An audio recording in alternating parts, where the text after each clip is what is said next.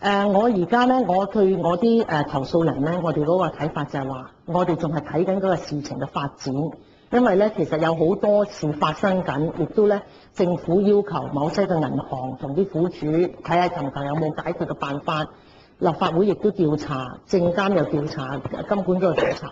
咁好多時咧，曾經我哋喺呢個會都講過，就係話，如果一啲投訴可以多個機構查嘅，係咪個個都一定要查咧？咁我亦都記得咧，我曾經作出公開嘅承諾嘅咧，就係話我係會好審慎，盡量係以一個唔浪費資源，始終我哋都係同樣嘅資源嘅啫。咁所以咧，我而家對啲我個睇法咧就係話，如果係有一個機構係已經係接咗手，而佢做嘅同我做嘅仲好過嘅時候咧，我覺得我未必需要咧再加埋入嚟咧，係趁呢一個高興。咁但係當然我唔會即刻就話我做與唔做，因為我要睇得最後嘅時候咧，可能你哋做咗之後咧，有一啲嘅角度咧，我覺得係有問題嘅，而係嗰個你哋所做嘅或者其他嘅機構做咧係冇涉及到嘅，咁我亦都唔排除咧，我會將嗰啲執翻嚟做嘅。咁現在嚟講咧，我嘅立場咧就係我仍然係靜觀其變。即係我非常之詫異啦！我聽到阿全咁樣講，即係佢話有時高級嘅人咧睇唔到低級嘅人，所以咧佢哋唔知道。呢個正正係官制嘅問題。其實就算喺公務員內部，佢冇需要政治問責嘅話咧，佢都有個問責就係你睇住下一級，係咁樣噶嘛官制。所以如果由第一級睇唔到第19級咧，咁一定出咗問題，因為佢睇唔到第二級、第一級睇唔到第三級，或者你將佢變咗三個唔同嘅階梯，都係一級向一級就係咁啦。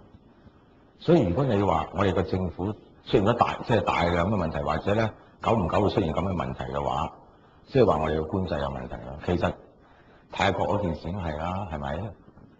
不過你可能管唔到啦，個局長唔見咗個副局長，因為個副局長請唔到啦。即係嗰個保安局就冇咗個副局長，就有一個秘書啦，將個秘書啦，秘書之上咧有一個政治助理。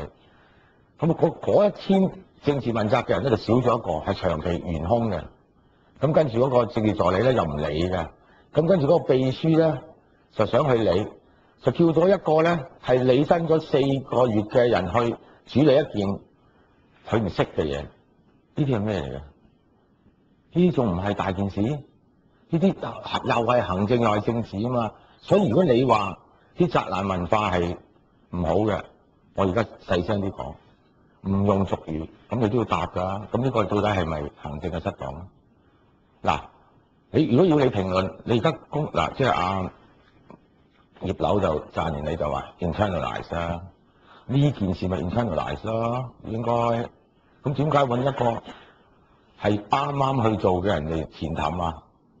死晒嗰啲人，你評論下呢單嘢啦，啱唔啱啊？主席，或容許我回應下好嘛？即係我唔係想同你即係我都有啲嘅回應咧。我所講話即係睇唔到咧，好多時咧可能我睇嘅投訴嗰啲咧係比較上基層一啲嘅服務。咁變咗咧，好多時咧就其實講真，我哋都知得到，有時政府嘅高層都係救火隊嚟嘅啫。咁變咗咧，如果佢係救緊火嘅時候咧，有一啲係我哋覺得，如果做得好啲管理上嘅嘢，你能夠做得好咧，就長遠你就唔會有一個咁樣嘅問題。咁所以我講話咧睇唔到嗰啲咧就係呢一啲，我就唔想講問責制啦。其實問責制亦都徹底咗。轉變咗呢個政府嗰個嘅 fabric。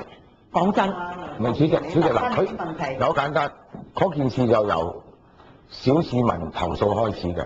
我接到60幾個人喺泰國打俾我，係由小市民投訴開始嘅。佢話有冇心，呢個咪係咯。嗱，件事係由於小市民喺外國覺得救唔到自己，打翻嚟開始噶嘛，符合你嗰個標準啦。你要處理好多小市民噶嘛。